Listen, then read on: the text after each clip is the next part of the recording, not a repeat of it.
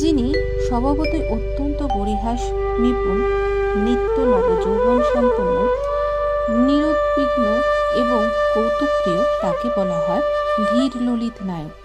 এইরকম নায়ক সাধারণত প্রেয়সীর বশীভূত থাকেন। ভগবান শ্রীকৃষ্ণের স্বরূপের এই ধীর ললিত গুণের বর্ণনা করে এক যাজ্ঞিক ব্রাহ্মণের পত্নী বৃন্দাবনে তার সখীকে বলেছিলেন, একদিন যখন তার সখীদের সঙ্গে রাধারানী উদ্যানে বিশ্রাম করছিলেন, তখন ভগবান শ্রীকৃষ্ণ সেখানে এসে সকলের সামনে পূর্বরাত্রি রাধারানীর সঙ্গে তার লীলাবিলাসের কথা বর্ণনা করতে থাকেন। তখন শ্রীমতী রাধারানী অত্যন্ত লজ্জিত হয়ে গভীর চিন্তামগ্ন হয়ে পড়েন। ভগবান শ্রীকৃষ্ণ তার ধীর ললিত স্বরূপে ব্রজগোপিকাদের সঙ্গে এরকম ভাবে লীলা বিলাস করে থাকতেন।